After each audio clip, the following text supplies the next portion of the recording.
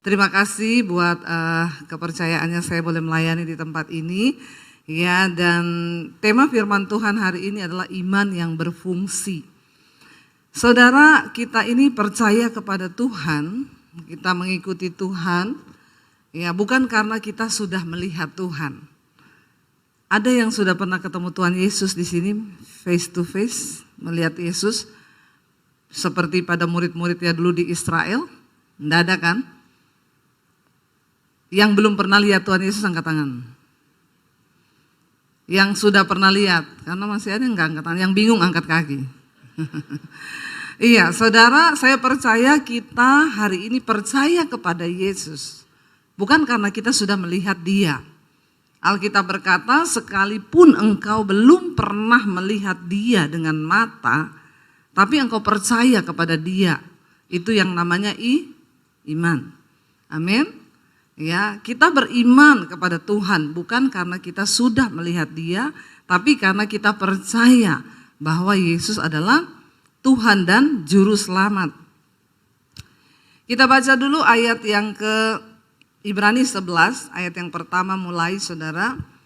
Ya, jadi sayang kalau kita ini punya iman, tapi iman itu mati dan tidak berfungsi. Dan itu yang saya lihat banyak dalam kehidupan orang Kristen. Mereka setiap hari duduk di gereja, ya, tapi iman itu tidak berfungsi sama sekali. Ketika menghadapi masalah mereka stres, ketika menghadapi pergumulan mereka tertekan, ya bahkan banyak yang terlilit dengan pinjol, ya karena imannya mati, saudara.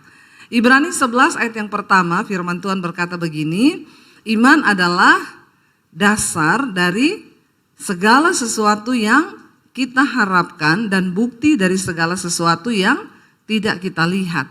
Sekali lagi kita baca bersama 1, 2, 3. Iman adalah dasar dari segala sesuatu yang kita harapkan dan bukti dari segala sesuatu yang tidak kita lihat.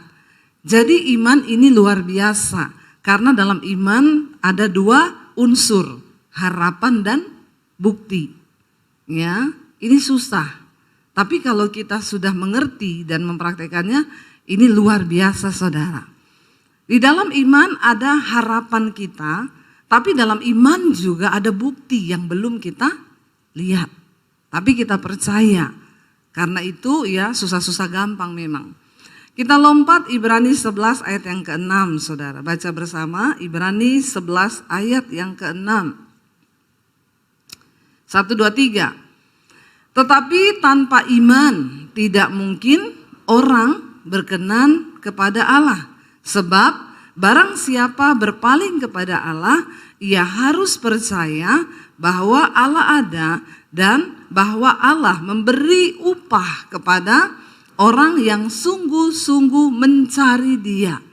Ayat ini jelas sekali berkata, tetapi tanpa iman. Ya, tanpa iman tidak mungkin orang itu berkenan kepada Allah. Ya, tanpa iman. Nah, iman yang bagaimana, saudara? Ya, dikatakan sebab barang siapa yang berpaling kepada Allah, melihat kepada Tuhan, percaya kepada Tuhan, dia harus percaya bahwa Allah itu ada.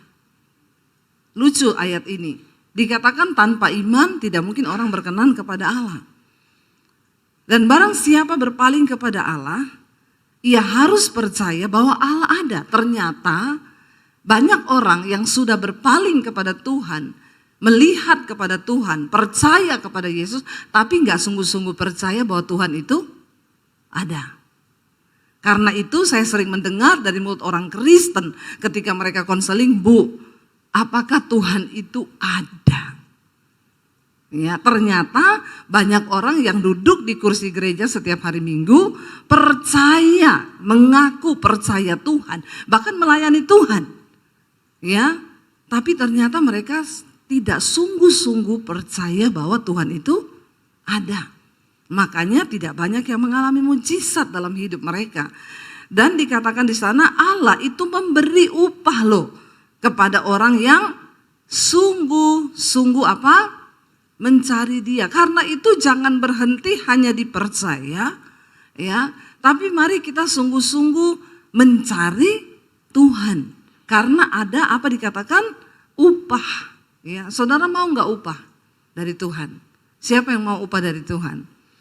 Ya, jemaat di sini agak tegang ya. Saya nggak tahu ini karena faktor apa ya. Jadi tapi ya saya berdoa supaya kita semua membuka hati bagi firman Tuhan, saudara ya. Dikatakan ada upah loh, ada upah bagi mereka yang sungguh-sungguh mencari Tuhan. Dan kita kalau dapat upah dari manusia seneng gak saudara? Ya, seneng tentunya ya. Kita dapat upah setiap bulan, kita bekerja dikasih upah. Seneng kalau sudah gajian. Nah kalau Tuhan yang kasih kita upah, luar biasa gak? Luar biasa, lebih luar biasa lagi saudara. Nah kita mau belajar saudara. Di dalam Alkitab ada satu orang yang dikatakan dia itu bapak orang beriman. Yaitu siapa? Abraham. Kenapa Abraham dikatakan sebagai bapak orang beriman? Tentunya karena imannya sudah teruji. Amin. Kita nggak bisa dikatakan beriman, percaya kepada Tuhan kalau iman kita belum diuji. Ya. Saya yakin saudara semua pasti punya pengalaman ujian iman. Ya, saya yakin orang yang mengaku percaya Tuhan itu harus mengalami pengalaman ujian iman. Kalau saudara belum mengalami, saya doakan supaya diuji. Amin. Ya, harus saudara. Karena tanpa ujian iman kita tidak mungkin terbukti, ya. Dikatakan di sana Abraham itu bapak orang beriman. Kalau kita baca Ibrani 11, kenapa dikatakan ayat yang ke-8 sampai ayat yang ke-11? Kenapa Abraham itu dikatakan bapak orang beriman? Ibrani 8 ayat 11, Ibrani 11 ayat yang ke-8 saudara. Firman Tuhan berkata di sana begini saudara, karena iman apa? Abraham taat. Ya, sampai di sini dulu. Karena iman Abraham taat. Ternyata tidak mungkin kita taat sama Tuhan tanpa iman. Sebaliknya iman tanpa ketaatan itu kosong. Di dalam Yakobus dikatakan engkau percaya hanya ada satu Allah saja, itu baik.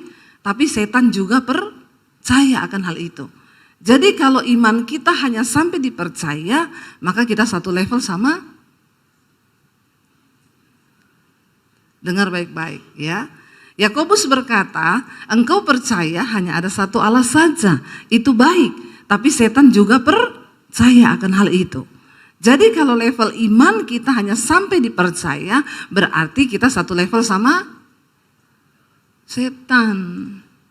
Ya, enggak usah takut-takut bilang satu level sama, bilang kanan kirimu, jangan-jangan kamu satu level sama setan. Ya, kalau kamu cuma punya iman tok, percaya tok sama Tuhan. Maaf, jangan sombong. Anda duduk setiap minggu di gereja sini, ya, jangan sombong. Masih banyak orang Kristen yang satu level imannya sama setan. Karena hanya berhenti di percaya. Ya, kita percaya pada Tuhan, setan juga percaya. Jadi apa bedanya kita sama setan? Kalau kita hanya berhenti di percaya. Abraham dikatakan orang bapak orang beriman, kenapa? Karena dikatakan karena iman Abraham taat. Apa itu taat? T-A-A-T. Tidak ada alasan titik. Amin. Bilang kanan kirimu taat. Ya. Setelah kita beriman kita harus masuk ya pada yang namanya ketaatan. T-A-A-T, tidak ada alasan titik. Nggak usah tanya. Karena iman Abraham taat. Sudah nggak ada alasan, titik, percaya sama Tuhan. Ketika apa? Ia dipanggil untuk berangkat ke negeri yang akan diterimanya menjadi. Jangan malas baca Alkitab saudara, saya ini lagi suruh saudara baca. Jangan cuma lihat, saya tahu nih di rumah jarang-jarang baca Alkitab toh. Jadi tolong di sini baca Alkitab ya. Ayat ulang lagi, karena iman Abraham taat ketika ia dipanggil untuk berangkat ke negeri yang akan diterimanya menjadi milik pusakanya. Lalu ia berangkat dengan tidak mengetahui tempat yang ia tuju. Saya mau tanya, negeri itu sudah diterima belum? Ya, sudah dilihat belum? Tetapi Abraham taat. Kalau Abraham tidak berangkat, dia lihat nggak negeri itu? Nah, kalau dia meragukan Tuhan dan tidak percaya ketika disuruh berangkat, karena mungkin dia takut, karena memang belum dilihat, ya, lalu dia memutuskan untuk tidak berangkat. Kira-kira Abraham melihat nggak negeri yang luar biasa itu? Nah, di sini saudara, banyak orang Kristen tidak pernah melihat janji Tuhan karena mereka tidak berani taat melakukan apa yang Tuhan suruh. Jangan berhenti, tetapi masuk di dalam ketaatan. Zaman Abraham dipanggil ini saudara, belum ada Google Map, ya, belum ada peta. Jadi Tuhan tidak kasih tahu kemana. Kalau ada peta, ada Google Map, enak. Nanti saya Sherlock ya kata Tuhan. Ya, kamu tinggal ikuti aja. 500 meter belok kiri. Ya, 1000 meter belok kanan. Ya, di depan ada polisi. Kan enak ya dikasih tahu sekarang ya. Google Map itu pokoknya maha tahu saudara. Ya, tetapi persoalannya ketika zaman Abraham belum ada peta, belum ada Google Map. Apa yang menjadi dasar dia memperoleh janji Tuhan? Karena iman. Karena imannya hidup. Orang Kristen sekarang banyak imannya mati, ya. Bahkan mungkin tidak mati, tapi sekarat, nggak hidup, nggak mati. Imannya setengah mati. Orang yang punya iman setengah mati tidak mungkin bisa melihat janji Tuhan. Karena kau berhenti dipercaya. Ya, tapi orang Kristen tuh kalau nyanyi itu doa luar biasa. Aku percaya pintu-pintu surga terbuka. Kayak iya, oh. Ya, setan yang dengar juga ketawa saudara ya. Maaf aja ya, lu aja nggak taat sama Tuhan. Kok bisa berdoa begitu? Saya suka ketawa kalau dengar orang Kristen tuh doa kayak iya, oh. Ya, setan bilang kok kayak iya, oh. Ya, doanya itu aku berdoa tingkap-tingkap langit dicurahkan. Aku percaya terobosan dalam bisnisku, terobosan dalam keuanganku. Setan bilang, "Pret. Kalau kau berhenti hanya dipercaya, tidak ada ketaatan pada firman, maka imanmu itu tidak mungkin berfungsi, tidak mungkin hidup." Dikatakan karena iman, lalu berangkatlah Abraham ke negeri yang tidak diketahui. Dia pergi ke tempat yang dia tidak tahu. Ikut Tuhan itu ngeri-ngeri sedap. Kita seringkali dibawa ke tempat-tempat yang nggak kita tahu di sana ada apa. Memang uji nyali saudara. Ikut Tuhan itu uji nyali. Ketika saya terima Tuhan Yesus tahun 95, siapa yang udah dengar kesaksian saya di sini? Siapa yang sudah subscribe channel YouTube saya? Yang belum bertobat ya? Tolong subscribe, jangan lupa komen dan share. Saya bertobat tahun 95 ya. Dulunya saya tidak mengenal Tuhan Yesus, tapi saya haji. Lalu akhirnya saya berterima Tuhan Yesus. Waktu itu saya mau bunuh diri, singkat cerita ketahuan. Lalu saya disuruh pilih antara keluarga atau Yesus. Papi saya bilang kalau kamu mau tetap jadi Kristen, kamu pilih keluarga atau Yesus. Ya, kalau kamu mau tetap Kristen, tinggalkan rumah ini, tinggalkan keluarga ini, keluar kamu dari rumah ini, jangan bawa apapun termasuk ijazahmu. Saya melihat kamu keluar dari rumah nggak bawa ijazah, saya mau lihat Yesus kasih makan kamu pakai apa. Saudara, disitulah iman itu harus berfungsi. Saya bersyukur saya menerima Tuhan Yesus itu bukan karena diajak-ajak orang, ya bukan karena apa kata orang, tapi saya mengenal Tuhan Yesus dari pengalaman pribadi. Saya berjumpa Tuhan secara pribadi. Dan zaman dulu saya kalau ke gereja itu sembunyi-sembunyi pakai baju senam dari rumah. Dulu saya pelatih senam aerobik sebelum banyak makan ragi seperti sekarang ini. Ya, sudah mengembang ke kanan dan ke kiri. Dulu saya kalau mau ke gereja saya pakai baju senam, saya bilang saya mau latih senam. Lalu sampai di gereja saya ikut ibadah, saya bawa pulang Alkitab. Di rumah Alkitab tuh setiap hari saya pindah tempatnya karena saya takut ketahuan. Hari ini di bawah kolong lemari, besok di atas lemari, besok di pakaian, besok di mana, karena nggak main-main. Papi saya itu punya pedang panjang 1,5 meter di bawah kolong tempat tidur, dia punya pistol di lemari, dia punya keris, dia punya samurai. Jadi saya takut kalau sampai ketahuan saya jadi Kristen, papi saya itu udah ngomong, awas ya, kalau sampai kamu karena pergaulan jadi Kristen dan murtad, papi bunuh kamu, jangan bikin malu keluarga. Karena kakek saya itu Ustadz Basir di Poso dulu kepala kantor agama. Lalu saudara, saya diancam, dari masih sekolah dulu diancam, jangan berteman sama orang Kristen. Apalagi pacaran, apalagi kamu nikah sama orang Kristen. Lebih baik papi bunuh kamu. Jadi saya nggak pernah berani deket-deket sama cowok Kristen.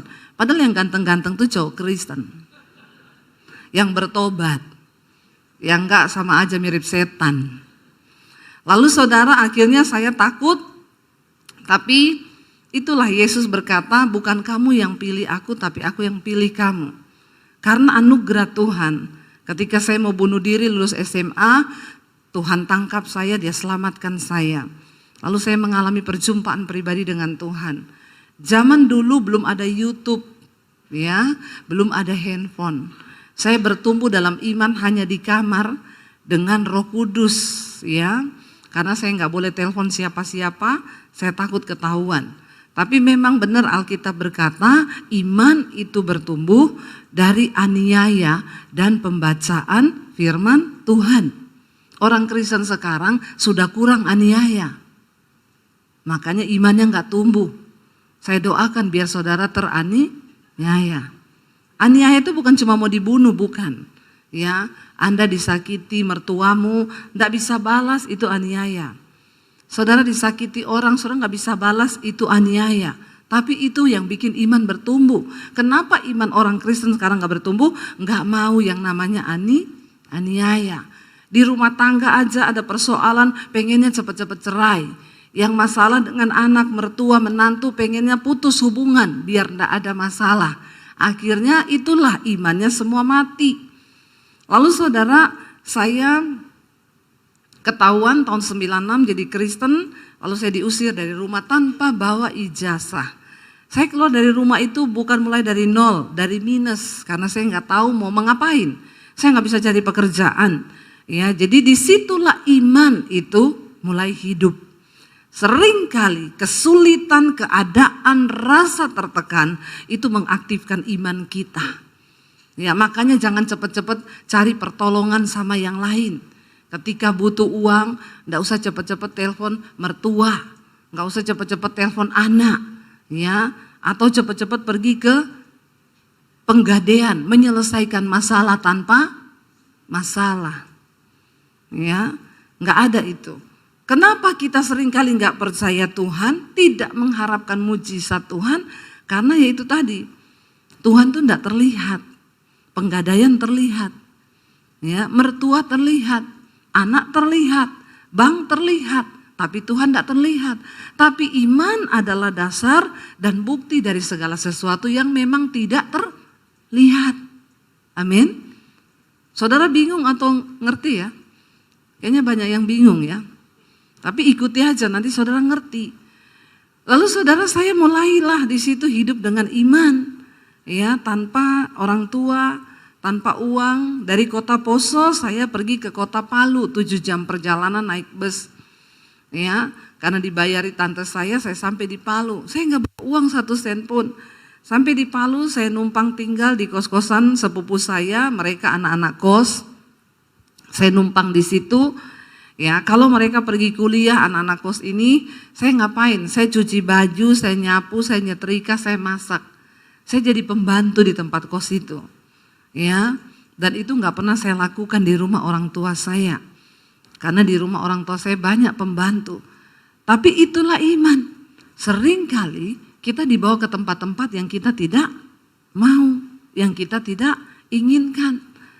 Abraham, dia bisa saja memilih, saya sudah enak di sini.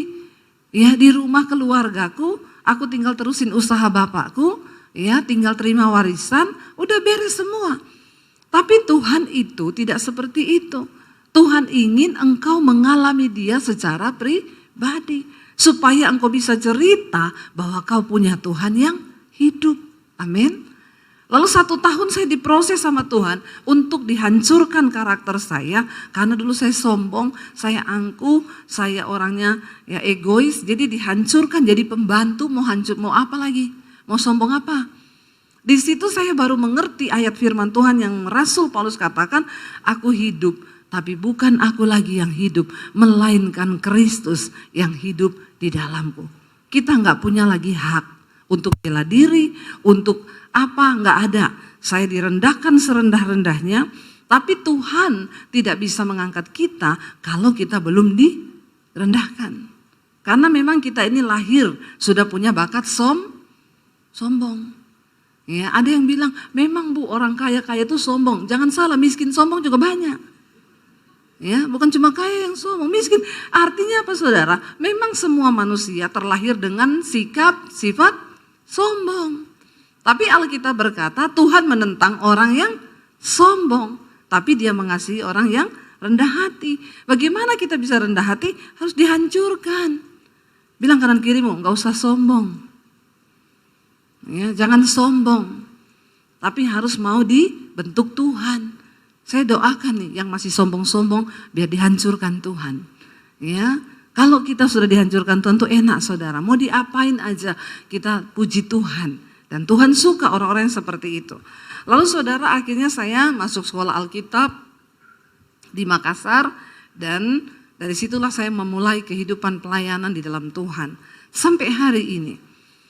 Apakah saya pernah mengalami kesulitan? Sepanjang pelayanan saya sulit terus.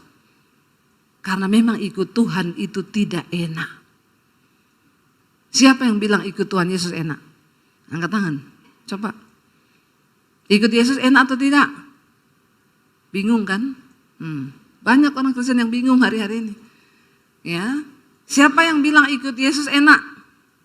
Siapa yang bilang ikut Yesus tidak enak? Siapa yang bingung? Angkat kaki. Bingung semua. Ikut Yesus itu tidak enak. Kalau kau bilang ikut Yesus itu enak, berarti kau belum sungguh-sungguh ikut Yesus. Orang yang sungguh-sungguh ikut Kristus, ikut Tuhan, itu akan berkata, tidak enak. Kenapa? Ada daging yang harus dihancurkan. Ada ego yang harus dimatikan. Ada kesombongan yang harus direndahkan. Dan ikut Tuhan itu tidak enak. Orang memperlakukan kita tidak adil. Kau tidak boleh balas. Enak enggak? Pengennya balas. Kalau bisa 7 kali lebih. Tapi Tuhan bilang enggak boleh. Ya, kalahkan kejahatan dengan kebaikan. Itu enggak enak saudara. Siapa bilang enak? Ya, jangan mengutuk orang yang membenci dan menganiaya kamu. Tapi berdoa, mintalah berkat bagi orang itu. Enak enggak? Ya, ada yang bilang enak, pret. Enggak enak. Siapa bilang enak? Saya mau tanya, siapa yang sudah pernah melakukan berdoa bagi musuhnya yang paling engkau jengkel dan engkau bilang Tuhan berkati dia. Tolong angkat tangan. Yang sudah pernah melakukan itu, ambil sepeda di bawah. Enggak tahu sepedanya siapa, ambil aja. Ya. Berat saudara, berat. Dan banyak orang Kristen yang tidak mampu melakukan hal itu. Dia berdoa sih buat musuhnya. Tuhan, aku berdoa kalau kau yang balas, pasti lebih hebat. Ya Pak ya? Ya, doa sih doa. Kau berdoa buat musuhmu. Iya, saya doakan terus musuh saya. Doanya apa? Aku tidak bisa balas Tuhan. Tapi kalau Tuhan yang balas, lebih parah. Bertobat. Tidak enak ikut Tuhan itu, tidak enak. Akhirnya saya dibawa dalam pengalaman demi pengalaman pribadi dengan Tuhan. Dari tahun 95 saudara saya ikut Yesus. Tidak enak terus. Ya, dan engkau akan dibawa pada proses yang tidak enak itu. Sampai kapan? Sampai kau lulus. Ya, sampai engkau lulus. Iman itu kalau saya gambarkan selalu saya bilang seperti roket. Roket itu kalau diarahkan, diluncurkan ke luar angkasa, dia harus full power dari bawah. Karena dia harus melawan gaya gravitasi bumi, atmosfer bumi. Tapi ketika dia sudah menembus atmosfer bumi, dia nggak perlu power lagi.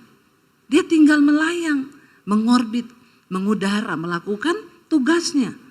Tapi memang banyak roket yang tidak kuat sehingga meledak di udara.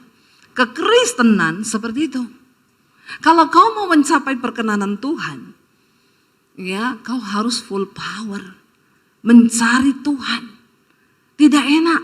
Bahkan banyak yang akhirnya meledak, kepahitan, kecewa, meninggalkan Tuhan, ya, menyangkal Yesus banyak, ya.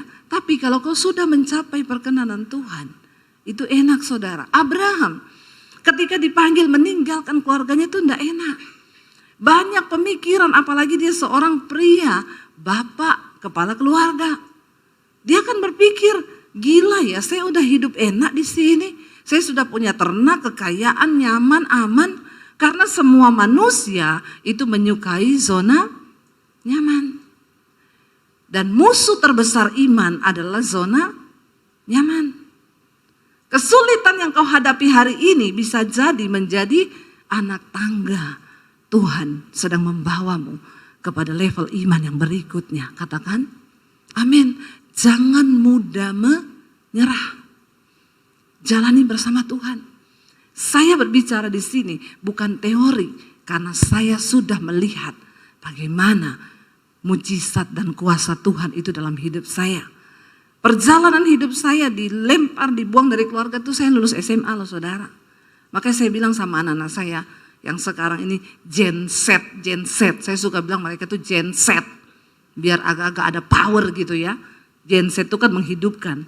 Generasi hari-hari itu generasi yang rapuh, ya, dikit-dikit tertekan. Ya, saya kemarin ketemu saudara teman saya di Semarang, Bu, ya, generasi hari ini tuh Bu, dapat gaji, komisi 1 kali gaji loh Bu, tertekan di tempat pekerjaan, dia keluar. Saya tanya, sekarang kamu kerja apa? Enggak kerja Om. Terus kamu ngapain? Ya enggak ngapa-ngapa. Aku lebih menikmati hidup kayak gini. Agak gila enggak generasi sekarang ini? Ya, makanya orang tua hati-hati. Memang mereka dibesarkan dengan ya dunia sosial media di mana mereka tuntutan gayanya itu ya udah selangit saudara, padahal nggak ada duit. Gaya tok itu. Ya daya juangnya nggak ada. Saya sering bilang sama anak-anak saya, Mami, seumuran kamu ini dulu, Mami udah keluar dari rumah loh. Tanpa orang tua yang menopang, cuma bersama Tuhan. Saya selalu kasih ikat sama mereka, makanya anak-anak saya didik keras. Dari SD, SMP, SMA, naik gojek sekolah. Ya, hujan loh Mam, enggak apa-apa, hujan tak mati. Berangkat sana, ya biarin. Ya, mereka harus mengalami proses hidup yang berat. Enggak pakai pembantu di rumah, kamu cuci baju sendiri. Bajumu kotor, kamu enggak pakai baju bersih ke sekolah. Orang tua sekarang salah didik semua anaknya. Dari kecil udah dimanja, makanya makin hancurlah generasi kita ini. Udah nggak dibawa ke Tuhan, ya semua serba dikasih, jadi hancur saudara. Nilai juangnya nggak ada. Saya mengalami Tuhan itu, berproses dengan Tuhan itu luar biasa. Orang bertanya, kenapa ibu itu punya iman yang begitu hari ini luar biasa? Saya bilang, ya karena proses yang berat. Semakin berat proses hidupmu, semakin kuat imanmu. Makanya jangan mau yang gak mudah-mudah. Bersama Tuhan, hadapi saudara. Ya. Lalu di sana dikatakan Abraham melangkah, lalu dia pergi ke negeri yang dia nggak tahu ada di mana. Yang dia nggak tahu itu di mana. Dia pergi, berangkat dia dengan tidak mengetahui tempat yang dia tuju. Ya. Lalu bagaimana Abraham bisa tahu tempat itu? Alkitab berkata, setiap kali dia berhenti di satu tempat, Abraham mendirikan mezbah. Dia mencari Tuhan. Karena Tuhan menjadi Google Map-nya dia. Ya. Setiap kali dia berhenti, Tuhan aku nggak tahu mau kemana. Dia mendirikan mesbah, lalu Tuhan kasih arah. Kamu jalan ke timur, nanti belok kanan, belok kiri. Orang Kristen sekarang bahkan sudah tidak bisa dengar suara Tuhan. Ya, banyak yang bilang, Bu, dengar suara Tuhan. Bagaimana caranya ya? Saya nggak bisa tuh dengar suara Tuhan. Mari kita bertobat, saudara. Lalu dikatakan di sana, saudara, karena iman, ayat yang ke-9, ia diam di tanah yang dijanjikan itu, seolah-olah di suatu tanah asing, dan dikatakan di situ ia tinggal di kemah dengan Ishak dan Yakub yang turut menjadi ahli waris janji yang satu itu. Sebab ia menanti-nantikan kota yang mempunyai dasar, yang direncanakan dan dibangun oleh Allah. Saya mau tanya, berdiam di tanah asing yang dia tidak tahu, dia baru di situ, dan zaman itu saudara belum seperti sekarang. Tanah asing itu benar-benar ya tidak ada apa-apanya. Kira-kira enak nggak saudara? Nggak enak. Tapi orang Kristen sekarang suka cari yang enak. Tuhan suka bekerja dengan yang tidak enak. Daging ini adalah musuh terbesar dari iman. Sebab daging ini gak mau diproses. Tapi Tuhan cara kerjanya proses daging. Gak bisa kita berkenan saudara kalau masih ada daging. Dikatakan dengan iman juga Abraham diam di tanah yang dijanjikan itu seolah-olah di satu tanah asing. Itu gak enak. Pasti dia pengen pulang terus. Ya, tetapi dia percaya bahwa Tuhan sudah merencanakan satu kota yang akan dibangun oleh Allah sendiri. Percayalah saudara, dalam setiap hidup kita, Tuhan itu punya rencana yang besar. Dia ingin bangun rencananya atas hidupmu. Dia ingin bangun rencananya atas pekerjaanmu. Dia ingin bangun rencananya atas pelayananmu. Dia ingin bangun rencananya atas anak-anak kita. Dia ingin bangun sesuatu yang besar dalam hidup kita. Sebab kita punya Tuhan yang besar. Rencananya itu besar. Tapi kenapa tidak terjadi? Karena kita nggak mau bayar harga. Kita nggak suka dengan ketidaknyamanan. Kita suka dengan kenyamanan. Dan kita nggak mau taat. Karena yang menurut kita itu tidak enak. Tapi tidak ada saudara janji Tuhan yang didapatkan dengan begitu saja. Kenapa nama-nama tercatat di Alkitab? Yusuf, Daud, Paulus. Karena mereka adalah orang-orang yang membuktikan perjuangan iman mereka. Dan mereka keluar sebagai pemenang-pemenang. Enggak ada cerita Alkitab yang enak. Ya, tidak ditulis begini, maka mimpilah Yusuf. Ketika Tuhan memberi mimpi kepada Yusuf, Tuhan akhirnya Yusuf cerita kepada saudara-saudaranya. Lalu saudara-saudaranya akan membunuh Yusuf. Lalu Tuhan kutuk saudara-saudaranya mati semua. Begitu ceritanya? Kagak. Ceritanya saudara-saudaranya ambil Yusuf, mereka mau bunuh, mereka ikat, lalu mereka buang ke sumur. Kok kelihatannya rencana Tuhan begitu ya? Kok kelihatannya Tuhan jahat ya? Kok kelihatannya orang yang berkenan kepada Tuhan itu seolah-olah disiksa, dianiaya, direndahkan, ya? Sebab tidak pernah akan ada kemuliaan tanpa salib. Ya kan bisa Tuhan bikin ketika keluarganya mau bunuh dia, tiba-tiba halilintar datang, lalu menyambar keluarganya mati semua. Kan kita lebih suka ya nonton yang kayak begitu, ya Pak ya? Ya, kita banyak nonton film yang selalu pemeran utamanya itu menang, ya. Tapi Tuhan cara kerjanya nggak begitu. Dan yang masalah di sini, Tuhan nggak kasih tahu sama Yusuf tentang rencananya. Tuhan cuma kasih dia mimpi. Coba kalau Tuhan kasih tahu sama Yusuf, Yusuf tenang, aku akan kasih kau mimpi. Nanti ketika kau cerita mimpi itu, keluargamu iri, lalu mereka mau bunuh kau. Tapi tidak usah takut, nanti kau akan dibuang ke sumur, lalu akan ada saudagar yang ambil kau dari sumur. Lalu dia bawa kau ke Mesir, sampai di Mesir nanti kau jadi budaknya. Lalu kau akan diangkat di rumah Potifar. Setelah itu istri Potifar akan ganggu kau. Tapi tenang Yusuf, memang kau akan dipenjara. Tapi justru di penjara itulah kau akan ketemu dengan pencampur minuman raja, karena penjara akan menjadi jalan bagimu untuk bisa masuk ke istana Raja Fir'aun. Tuhan kasih tahu gitu enggak? Kalau dikasih bocoran, enak enggak? Enak toh? Yusuf akan yes. Kapan aku di penjara ya? Kapan ya? kok belum ya? Kok belum difitnah ya? Kok belum digoda ya sama istri Potifar? Itu yang namanya iman. Percaya saja bahwa apa yang Tuhan buat di hidup kita itu indah. Masalahnya memang di sini Tuhan sama manusia itu beda tipis. Tuhan maha tahu, manusia sok. Bilang kanan kirimu, jangan sok tahu. Ya, wes ini nggak enak nih, males saya, nggak mau saya jalani. Kenapa? Nggak enak. Tuhan itu suka yang tidak enak. Ya, Tuhan nggak kasih tahu sama Yusuf. Tuhan gak kasih tahu sama Daud ketika dia mau dibunuh sama Saul. Tuhan gak kasih tahu endingnya. Tapi orang-orang ini tercatat namanya di Alkitab. Karena dengan iman mereka percaya bahwa rancangan Tuhan tidak pernah gagal. Dengan iman mereka percaya bahwa rancangan Tuhan tidak pernah salah. Sekalipun berurai air mata, sekalipun berat, sekalipun sakit, ada daging yang tergoyang, ada ego yang dihancurkan, itu tujuan Tuhan. Kenapa masalah diizinkan terjadi? Supaya kau benar-benar menyerah dan pasrah kepada Tuhan. Tuhan gak kasih tahu Abraham endingnya bakal seperti apa, ya. Tetapi Abraham percaya ada satu kota yang akan dibangun oleh Allah dan itu masuk dalam rencana Tuhan atas kehidupannya, saudara. Percayalah apa yang kau hadapi hari ini itu ada rencana Tuhan yang indah, saudara.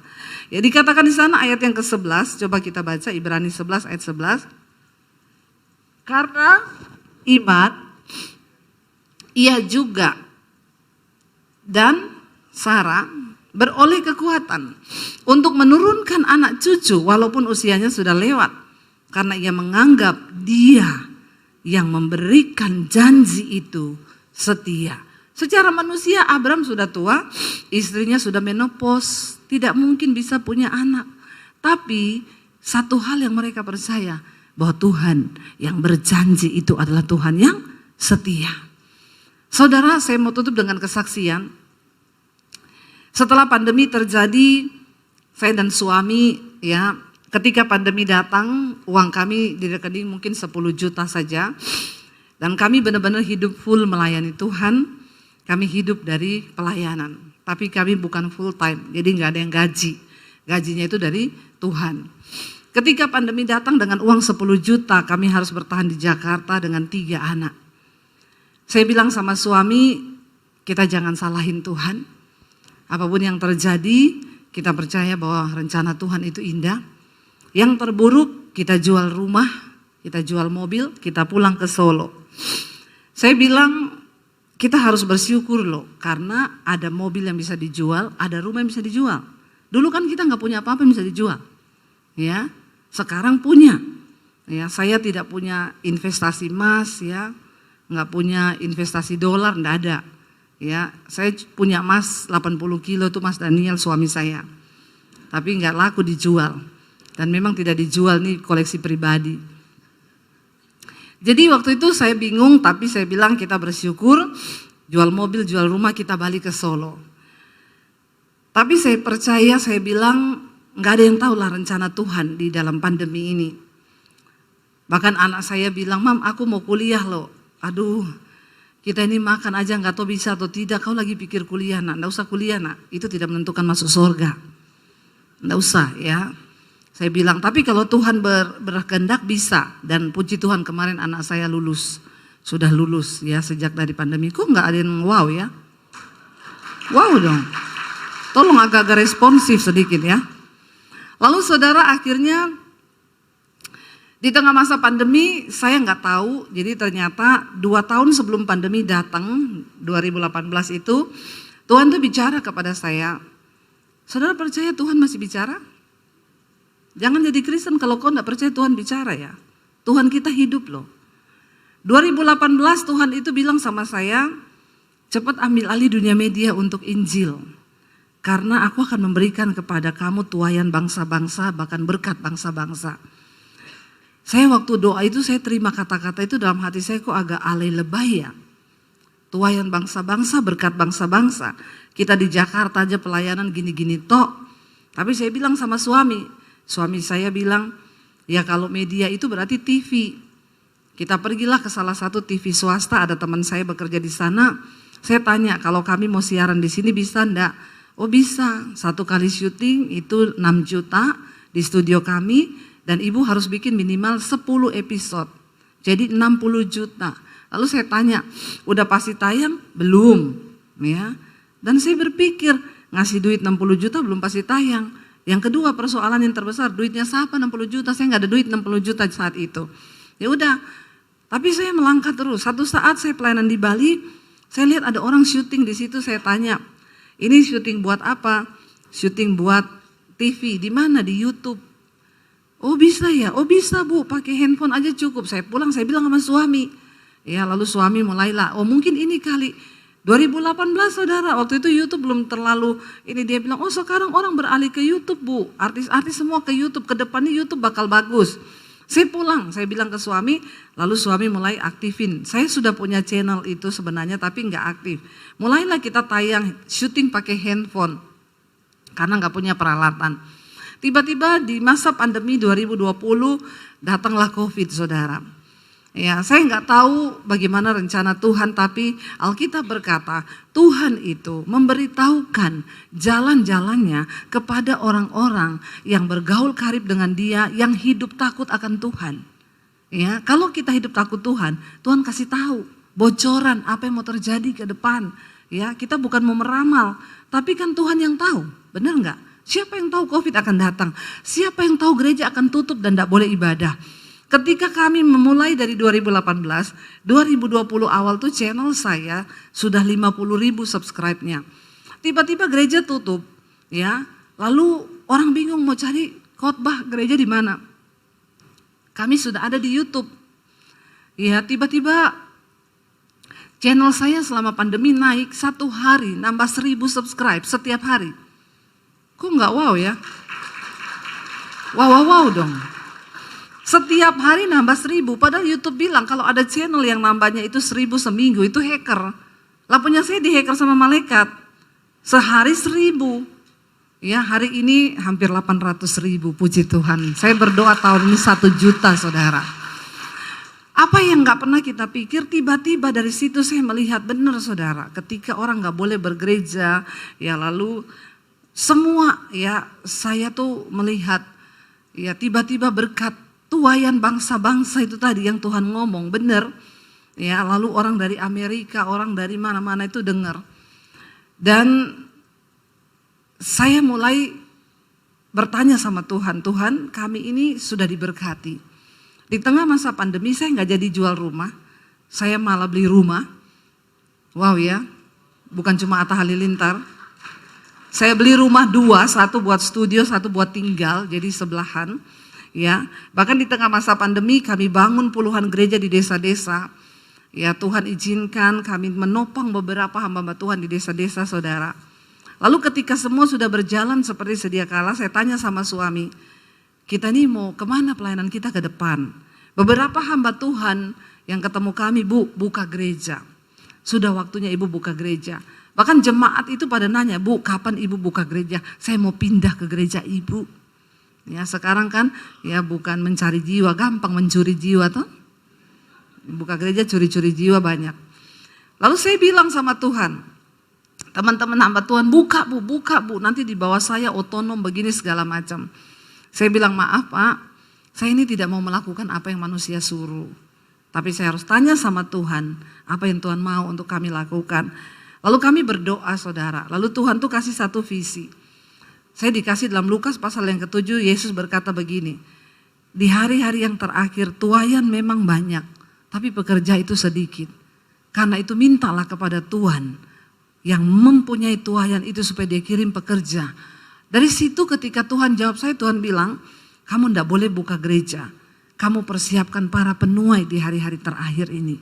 Saya tanya sama Tuhan, maksudnya Tuhan apa? Buka sekolah misi. Kamu harus bangun sekolah misi, sekolahin gratis orang-orang yang gak mampu untuk jadi hamba Tuhan. Saya bilang Tuhan, saya ini bukan orang kaya, saya ini bukan orang pinter, saya gak punya titel STH, MTH, HHH, banyak begitu. Kenapa Tuhan suruh saya? Tuhan bilang aku gak cari orang pinter, aku gak cari orang kaya, tapi aku cari orang yang punya iman. Karena hanya dengan iman, semua proyekku di bumi ini akan terjadi. Lalu kami diberkati Tuhan, saya sisihkan sebagian berkat untuk cari tanah. Saya dan suami kalau pelayanan ke Surabaya kami naik mobil. Kami cari tanah di daerah Tawangmangu, saya cari daerah dingin ya supaya dekat gunung, dekat Tuhan lah ya. Kalau sekolah Alkitab di kota itu dekat mall. Nanti hamba Tuhannya jadi hedon ya, bukan dekat Tuhan. Kalau dekat gunung dia bangun pagi lihat gunung, lihat Tuhan gitu kan. Akhirnya saudara kami cari di daerah Karanganyar, Tawangmangu sana. Ada yang izinnya dapat tapi harganya mahal. Ada yang harganya dapat izinnya nggak dapat.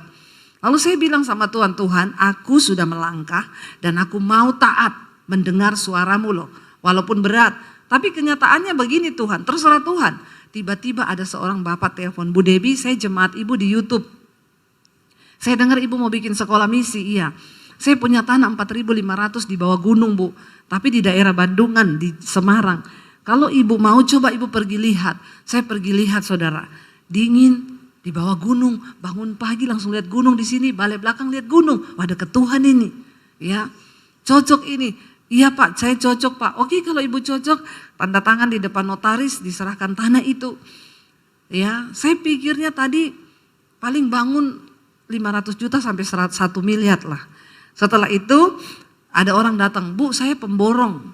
Ya saya juga jemaat ibu di YouTube. Saya nanti yang borong ibu gak usah bayar saya. Bu saya yang bagian desain, saya mau gambar ibu gak usah bayar saya. Digambarlah saudara. Begitu selesai, saya lihat nilainya. Ya saudara. Saya bilang, hah gak salah ini? Enggak Bu, sekarang apa-apa mahal. Apalagi habis pandemi.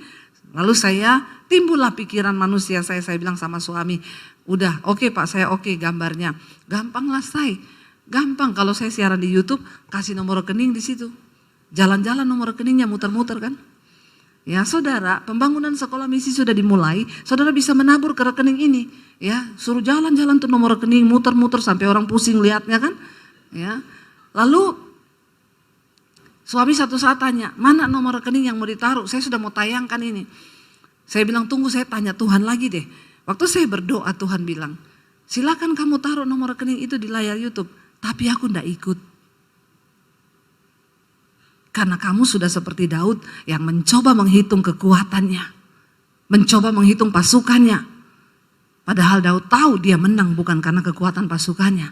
Tapi karena aku, tangan Tuhan. Kalau kamu taruh nomor itu di YouTube, mungkin kamu dapat sejumlah uang yang kamu butuhkan. Tapi aku gak ada di dalamnya. Saya bilang sama suami saya, gak usah taruh nomor rekening, gak usah.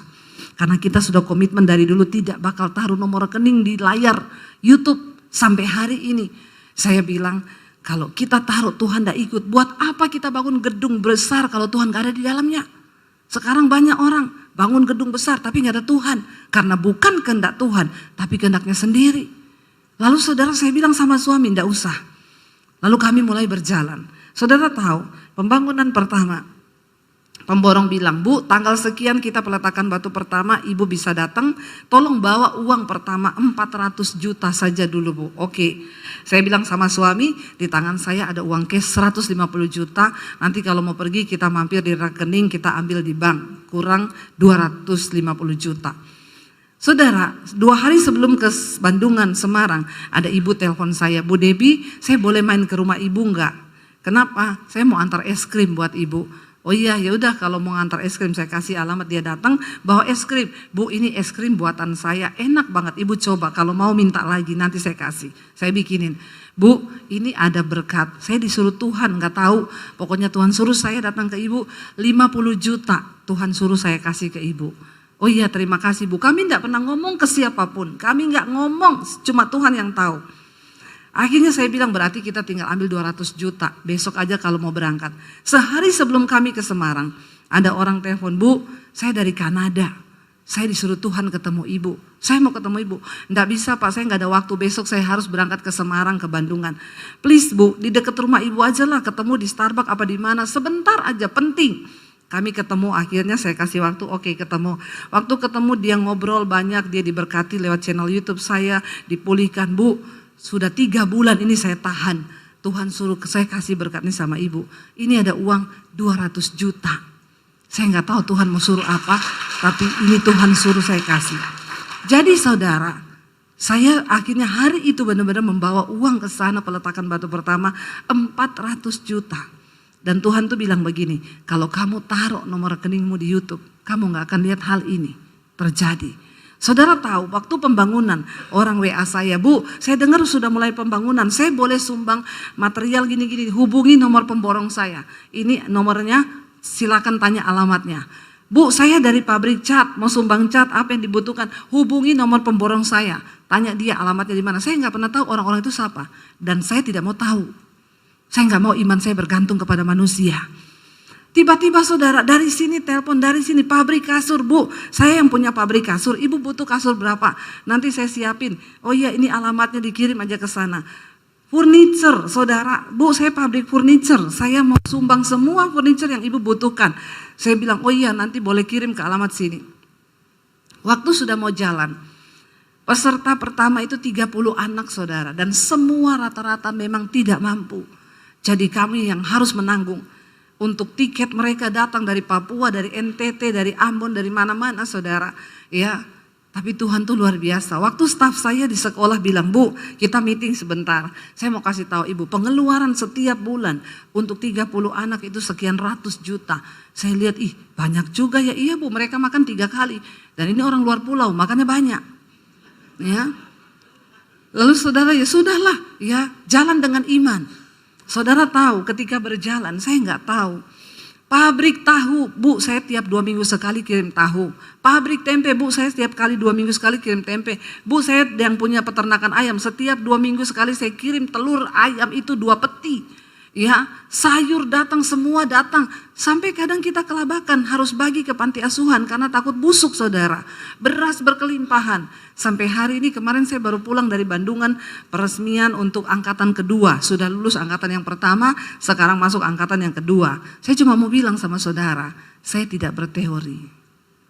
Tuhan yang Abraham sembah, Tuhan yang saya sembah, Tuhan yang saudara sembah, Tuhan yang sama. Kalau hari ini pelayanan kami bisa menjadi dampak yang begitu Tuhan pakai dengan luar biasa, itu bukan karena saya hebat. Karena Tuhan kita Tuhan yang hebat. Amin saudara.